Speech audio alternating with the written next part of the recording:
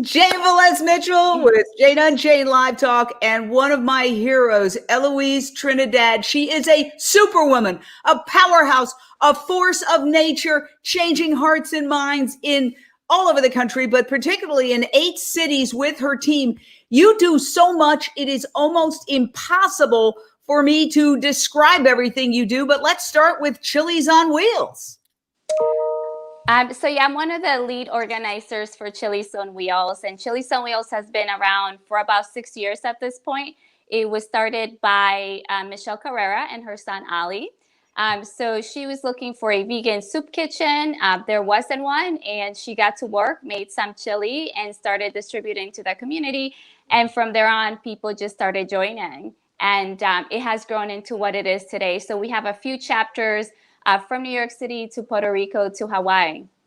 Wonderful. And, I'm Puerto Rican myself on my mother's side. And there is a huge vegan movement in Puerto Rico. There are 2 veg fests up until COVID. Now, you are very active in many, many ways. Let's take a look at this video you sent me and we'll discuss.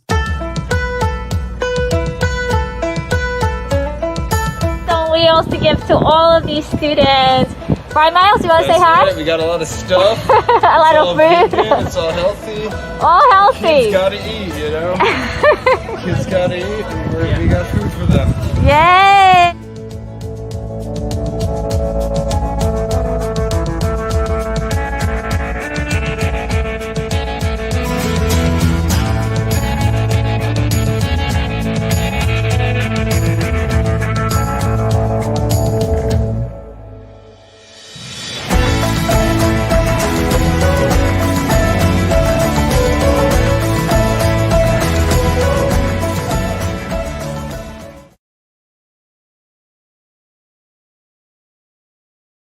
Alliance. That is absolutely extraordinary. Yes, so so the pandemic relief efforts with Chili's on Wheels started because I read, and I get emotional about it. So just give me a moment. They started because I read an article, and in that article, I really saw just how the state and the city didn't have a plan for the students. Mm-hmm. And I had such an emotional reaction, just like I'm having now. And, I didn't realize that making a post on social media, and already I was working with Chili's on Wheels, obviously, was going to have that reaction that it did. And, I'm co-founder of Vegan Activist Alliance, or an animal liberation group. So I brought some of my team members from there to join me in pandemic relief efforts. So we've been feeding students in the South Bronx, in Brownsville. So those are the 2 most impoverished neighborhoods in New York City. So they have the higher rates of COVID.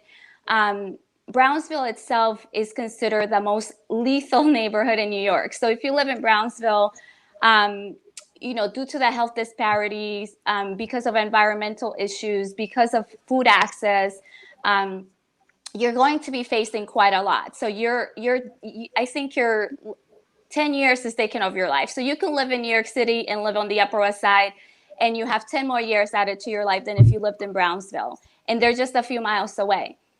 So another thing that we've been doing with the pandemic relief efforts is we've been feeding families. So right now, I think we're working with about 250 families, so over 1,100 individuals. Wow, that is absolutely extraordinary. And you are doing such incredible work with your team.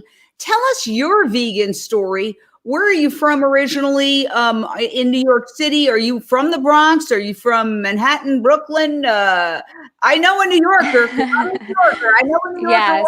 One. So I was born in Dominican Republic, and I came here when I was about 11 years old. And I grew up there. I grew up with my family eating already highly plant-based and growing our own food, which I think it's such a privilege. And I didn't realize how much of a privilege it was, obviously, until I got older.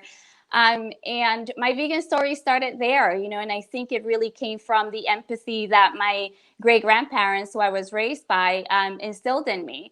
and they were not vegan, but they were really old, and then they couldn't eat animals really because, you know, when you get older, you have to eat soft food. So it was a lot of plants, a lot of rice, a lot of beans, a lot of vegetables. And it started there. My grandfather used to fish. And so every time I would see the fish just sort of flapping in order to get away, I knew that there was something wrong, and I was just a kid. And so I started refusing to eat any type of animal products. And they didn't really have an issue with it. They were like, okay, you want more vegetables, you want more rice and beans, that's fine. And so they've been extremely supportive in my journey.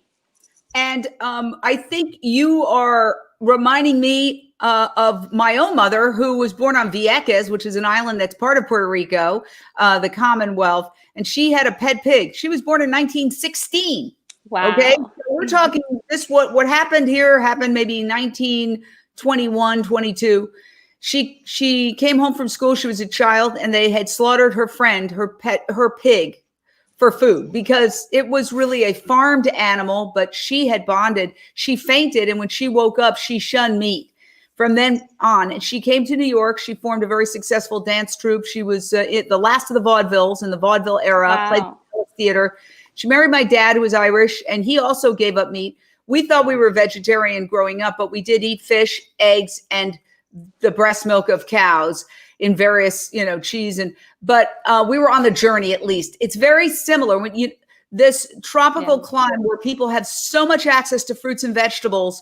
We can carry the message. Unfortunately, a lot of people mistakenly believe that their heritage, they've been brainwashed to think, well, I could never stop eating dead animals because I'm this, I'm that. I've heard it from every ethnicity in the world, whether it's, I can't do it because I'm Irish, because I'm Puerto Rican, because I'm Italian, because I'm Russian, because I'm Polish, it doesn't matter. And if you look, especially in the Caribbean, the vast majority of foods that were eaten traditionally were plant-based, whether it's yuca, black beans, plátanos, brown rice. Can you elaborate on that? Yeah, I mean, when you look before colonization, so colonization really introduced, pigs and cows, and not just the animals themselves, but the commodification of animals, to view animals as property and to raise them for profit and to sell them. And so when you're looking at North America in the warmer areas, South America, Central America, and the Caribbean, the food was highly plant-based. And so they were eating smaller animals, which obviously I don't think we should eat any animals. But that was the system before. And, through colonization, food systems were destroyed. I mean, you have situations where even when you had root vegetables, colonizers would shun those root vegetables because they felt they were dirty. And so they felt like plants that grew above ground were cleaner, and they didn't want to be like the indigenous people. And so, we don't realize how colonized our food system is for a lot of us. We don't realize that has been going on for hundreds and hundreds of years. And, what we're seeing today with food injustice and so on is a direct result of those systems being implemented through colonization. Let's take a look at another one of your videos. And I don't want the world to see me, 'cause I don't think that they'd understand. When everything's made to be broken, I just want you to know who I am. So you do a lot of activism. Tell us about that. On the street activism, trying to change people's minds about whether or not to eat animals. Yeah, I mean, I'm a firm believer that we need systemic change. But, while we work on systemic change, we definitely have to educate the public and, bring awareness to the plight of animals. I mean, other than human persons are, one of, if not the most oppressed beings on this planet. And right there, what you see in the video is a disruption that we did for the brunching crowd. So we're in a pandemic. The pandemic is a direct result of animal exploitation, and yet it has not been addressed in the way that it should have been by the World Health Organization, by the state, by the government, by the city. And so people are sitting there, still complaining that things are closed, and yet what they're eating are animal bodies. And so, as a person who's an animal liberation activist, and as you already know, you're vegan yourself. I mean, it's heartbreaking because, one of the thoughts that you think is, if the pandemic didn't do it, what's going to do it? What's going to get us from no longer exploiting and abusing the beings that we share the planet with? Well, I always say have hope, because people are getting the message, and vegan products are skyrocketing by hundreds of %. I mean, Beyond Meat stock is skyrocketing. Not that we suggest people eat a Beyond Meat burger every day for breakfast, lunch, and dinner, but it is healthier than a meat burger. It's zero cholesterol. It's peas and beets and vegetables mushed together in a very creative fashion. So I do feel that the pandemic has made people really think about what they're eating.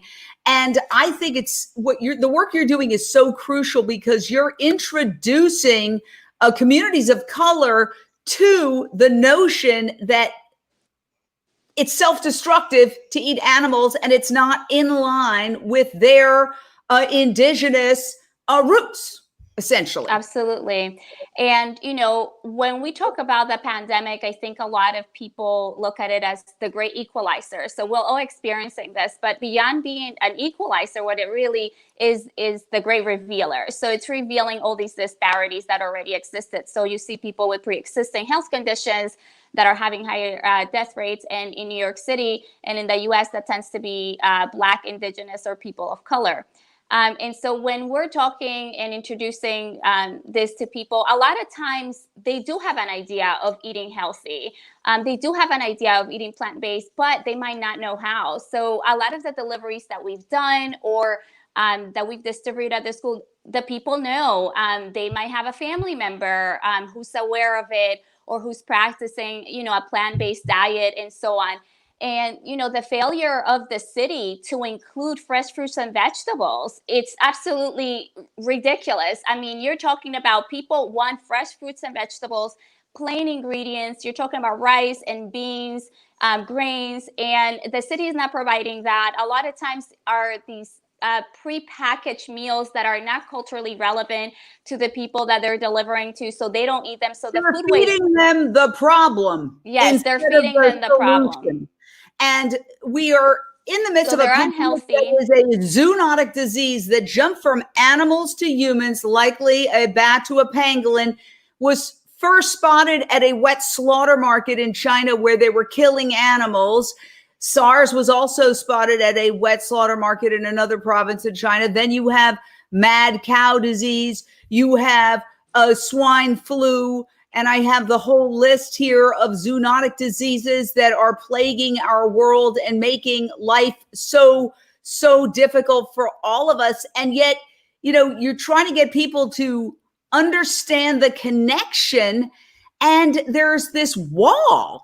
And how difficult is it to switch to coconut milk or cashew milk or almond milk or soy milk? I mean, I had a delicious coffee. I'm still drinking it somewhere around here this morning with cashew milk and coffee. This is a minor change to get a healthier diet that is better for us, that's going to save the planet, that's going to reverse climate change, because animal agriculture is arguably the leading cause of climate change, the destruction of forests all around the world, the burning of the Amazon, the burning of the world's largest wetlands, the Pantanal, which is on fire right now. We just did the interview yesterday from Brazil.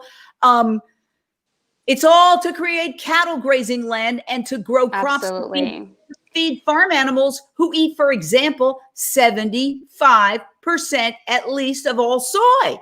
So all of our problems stem from this. And then when you tell the government, give plant-based food to people so that they're healthier, so they don't suffer the worst effects of COVID, because we know people with underlying conditions, preconditions like obesity, heart disease, cancer, etc., are more likely to die from COVID.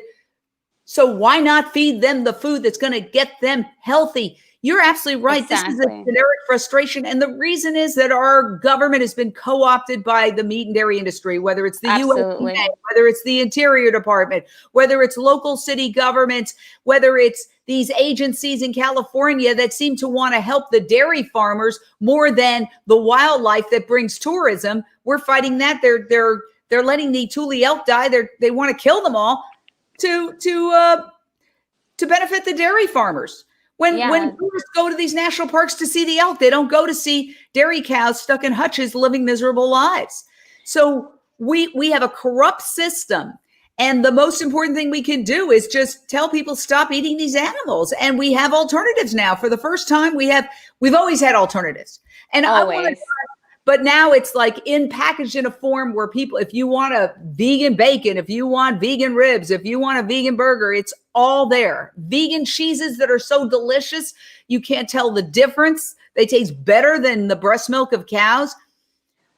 This is one thing I want to ask you. We're obviously in an economic catastrophe, and the people you represent, as you've mentioned, amongst the most economically disadvantaged in outerlying boroughs of New York, there's this whole canard that veganism is so expensive. But you know what? You can take a sack of brown rice, a sack of brown beans and black beans and a cabbage and live for a month. It's a lie. It's cheaper to eat vegetables, especially if you include canned vegetables. You get a bunch of peas and a bunch of beans and a bunch of lentils for it's clearly cheaper. And yet this lie persists. And people say, well, I can't eat plant-based because I don't have the money, when they could save money eating plant-based. Right. And I think one of the issues is that people have been brainwashed to think that obviously they need animal bodies because they need the protein. So, and I just want to say that having any type of budget, it is a privilege, because we do deal with houseless individuals as well that may not have a budget. And so, what we do tell them when we talk to, when we tell the community is that when you eat rice, beans, and vegetables, you're going to be healthier. It is going to be better for you. It's going to be better for the animals. It's going to be better for the planet. And you're right. I mean, the government, the state, the city, they're more concerned about maintaining their contracts and whoever they have, brought along and made wealthy through these contracts and maintaining those relationships than really, focusing on the people in the community. So we have, besides the pandemic, what we have is the pandemic of hunger. So, it's about 18 million children in the US that are food insecure. Then right now, global. Well, yes. What, are you back?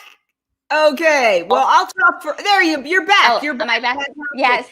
Yes. And I think what you're saying, and I want to point out, we could eliminate world hunger by transitioning to a plant-based culture, because we're only 7.8 billion humans, and we are forcibly impregnating, that means raping, into existence 70 billion cows and chickens and pigs that eat so much more than they produce as food.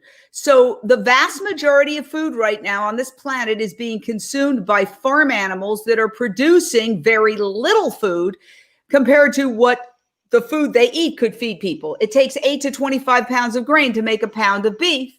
So nobody needs to go hungry. Nobody needs to go hungry.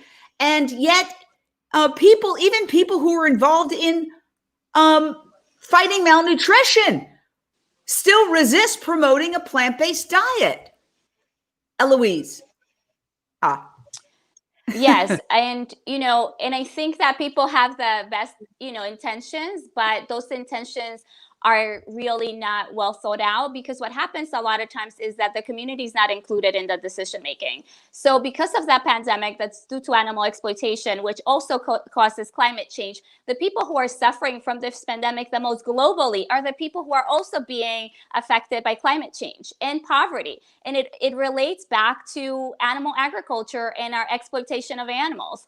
And so we're also seeing a higher increase in food waste. So not only are animals being murdered a lot of it is going to waste because these communities may not want that as a choice. They might not trust it because, they're thinking that maybe I need to be healthy, or, they're hearing about how this came about because of animal exploitations. And so they're a little bit suspicious about meat products and all of that.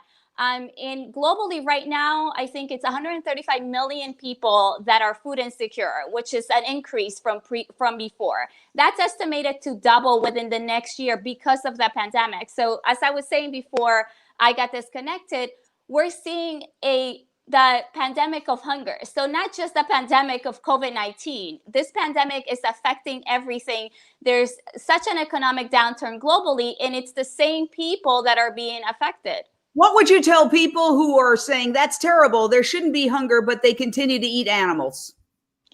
I think for people who continue to eat animals and have the privilege of choice, as many of us do, make the choice to be more ethical, to be consistent in your ethics. If you're an animal lover, and even if you're not, animals deserve to be here and live out their lives. And if you care about humans, stop eating animals, because it's directly impacting climate change, which impacts the poorest of people globally, and indigenous people and people of African descent as well. And it's impacting communities and school systems and all of that. I mean, children who are eating these processed animal products and meat, by the time they're 10 years old, they're showing signs of diabetes and heart disease. Of course they are, but you can't sell somebody a pill if they're not sick. That's correct. The problem. Yes. This correct. is all about follow the money. But Absolutely. People have to start thinking independently. Your message is extraordinary. And we do a weekly boycott meat roundtable with our allies in the labor movement who are now boycotting meat in solidarity with the slaughterhouse workers who are dying of COVID. And of course, slaughterhouses are one of the hot spots of the coronavirus. So there are many, many, many reasons to go plant-based and ditch meat and dairy. And I'm wondering if you have ever considered running for public office.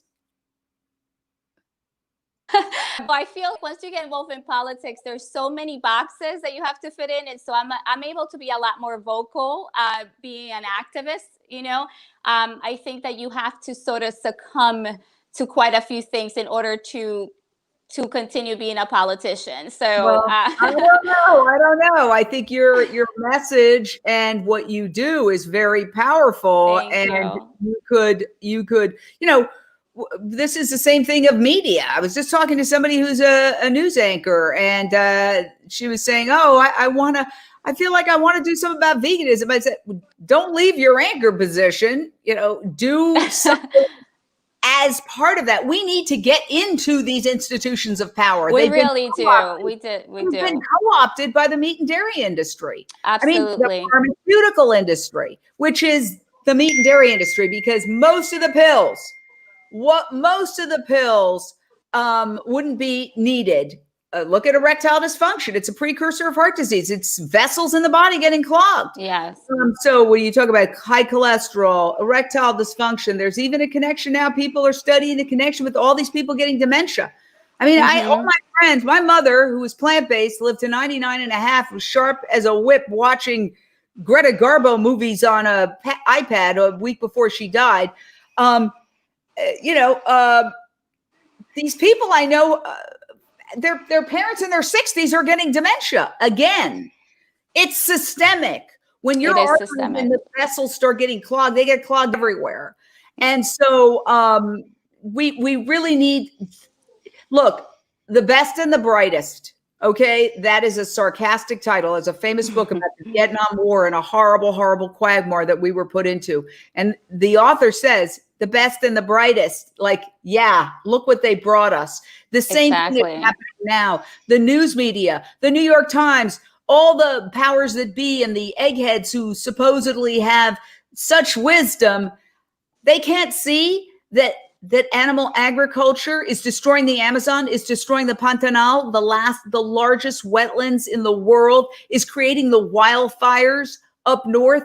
It's increasing the volatility of the climate, which is creating huge. We're not going to have, if it's too hot to walk across the street, what is our economy going to be like? If we have to face pandemic after pandemic because we're abusing animals in the food system, which is what happened here, what's life going to be like? So we really need to wake up as a culture or we're finished. That's why I did a documentary, Countdown to Year Zero. It's on Amazon Prime. You can watch it before it's too late. That's the tagline. And it lays out very, very clearly, not me talking, a scientist who is also an engineer and a systems analyst, why we are on track to destroy all wildlife vertebrates, essentially, except for maybe squirrels and rats, by 2026. We've already destroyed 68% of them. So when that happens, there's going to be an ecological collapse. Absolutely. And I mean, you're correct. It's systemic. You have, all these corporations with their hands in animal exploitations and, making profit of animals and making profit off of people. And, speaking of the New York Times, when they did the article where they had, I don't recall exactly the number of people that had died from COVID-19, I just thought of it and I was just like, okay, so you're going to have all these people on your front page, and yet there's no mention of animal exploitation and animal agriculture and how we're here because of it. And so the media has a hand in it. We have to hold the media accountable. We have to hold the government accountable with these subsidies that they give to animal agriculture. They're killing animals. They're throwing away milk, and still they're getting billions of dollars, to be saved from bankruptcy. Meanwhile, people don't have food to eat. So that's where we're at. So, animal liberation and human liberation, I think, are interlinked, and we have to dismantle and destroy those systems. Yes. Well, to the point of the New York Times, they put up this article, which is nice. Our cruel treatment of animals led to the coronavirus. The conditions that lead to the emergence of new infectious diseases are the same ones that inflict horrible harm on animals. But at the same time, and I'm a subscriber to the New York Times, they have turkey, duck, all sorts of, you just scroll down to the bottom to the food section. Yeah. They're promoting the very thing that is killing us, according to their own reporting and to their own opinion pieces. Okay, so this is the disconnect, and I understand why it happens. I was in news media for 40 years. Each segment of the paper, each section is like its own little feudalistic society, and the people who do the food section don't want to be told you can't do stories about meat. You can't, you have to stop doing stories about meat. I've sat next to food reporters and who bristle at that notion. Well, guess what? There's something more important. The survival of our planet is at stake, people. New York Times, if you felt that it was legitimate to publish this opinion piece, our cruel treatment of animals led to the coronavirus. The conditions that lead to the emergence of new infectious diseases are the same ones that inflict horrible harm on animals. And other news media that is showing the spread of coronavirus closes North American meat plants. And I love how they always say meat plants, like meat is a plant. No, it's a slaughterhouse. It's a killing factory. Right. Okay. And so if, 3 out of every 4 new or emerging infectious diseases in people come from animals, all this reporting is happening. And yet those very institutions promote meat. It's all about money. It's all about money. I mean, in New York City alone, we have still 85 slaughterhouses still open during the pandemic, when slaughterhouse workers have one of the highest rates of transmission of COVID. There was just a religious ritual which slaughters about 60,000 chickens on public streets. And, let me show you. I covered that. Here's one of the chickens. Look at that. Look at that. Nature is sending us a message with this pandemic. You don't get a pass. See, here's the thing. If you look at evils in the past, we can go to a medieval torture museum in Europe, which I've been to, and see all these things and say, oh my God, how could you put somebody on the rack? How could you pull out their nails? And But we're doing that to animals. We cut off their tails without anesthesia. We de-beak them. We rip babies away from their mothers. We rape them all into existence. And society is saying, has been up until now, it's okay. You get a pass on that cruelty. You get a pass on that violence. You get a pass on that murder. You can still walk around Ahimsa, I love everybody, peace, and have peace symbols all over. But now we're getting the karma kickback. Now nature is stepping in and saying, you are going to suffer. Nope. My heart goes out to everybody who has suffered from coronavirus, those who have died, those who have lost loved ones, those who have lost jobs. I wish we lived in a plant-based society so none of that would have ever happened. But nope, we're not pure victims. We are participants. This is a zoonotic disease. And we are simply begging people, let's stop the next zoonotic disease, please. And again, here's a great phrase. Before you label me extreme, take a look inside a slaughterhouse. Okay? So people don't want to see what's going on in these slaughterhouses. But nonetheless, they want to say that they are practicing peace and that they are peaceful. Well, if you're eating a slice of bacon or you're eating a deli slice, you are participating in extreme torture and cruelty. Extreme torture and cruelty. Absolutely. I mean, we're participating in the system. We are paying for animals to be exploited, to be murdered. And by extension, we're participating for humans to be exploited. There is human slavery within the fishing industry. The oppression of indigenous people through climate change and through these lands being taken over so animals can have grazing land so that way, beef can be exported, from places such as Brazil. And so we're directly contributing to the exploitation of animals, the planet, and humans. And I think a lot of people want to turn, their heads and not look at it. But, some people donate once a year and they feel good. But I think we can make choices every day that can better the planet and all the beings here. And that's by not exploiting animals, whether that's through consuming them in their bodies or by wearing animals in their bodies. Well, I think your message is absolutely extraordinary. I would love you to have a show on Jane Unchained. Seriously, you could, because you're very articulate and the way you speak is very compelling, and we need to get this message out. So I hope you consider that. There's a couple of other things. You're doing so much. I have a list. I have my producer who's saying, ask her about this, ask her about that. Okay, let's talk about Hip Hop is Green. You're the lead organizer in New York City. Yeah, so that just came about. Before that, I was volunteering with the New York chapter in New Jersey. And so it was just a natural fit.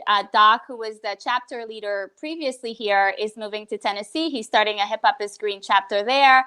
And, the relationships that I have here, it was kind of seamless. And I'm really happy to be part of the organization. I think the message of using art as a vehicle for change and using music is really important. Vegans are, multi-dimensional. And I think we need to show that. And I think music can be part of that.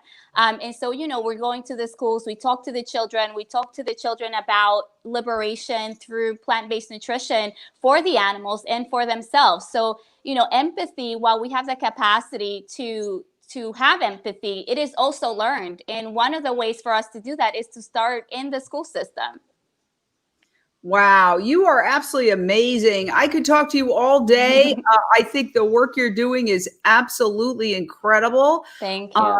Now, when people want to get involved and support your work, where do they go? Because you're doing so much. We've got chilisonwheels.org, spreading plant-based nutrition. That's a 501c3?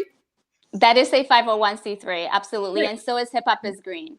Okay, so if people want to help, you can go to chilisonwheels.org right there with one L, chili, CHILIS on wheels.org, and give a donation. Help this woman out. She's doing so much. And we Gee. need it. Yeah, you are doing so much. It's absolutely incredible. I want to thank you for all your work and for taking the time. And let's work together because you have an incredible way to communicate that I think people need to hear. So I'll be in touch. Thank you so much. It was great to be here and speak with you. Bye bye. So long. Bye. So long.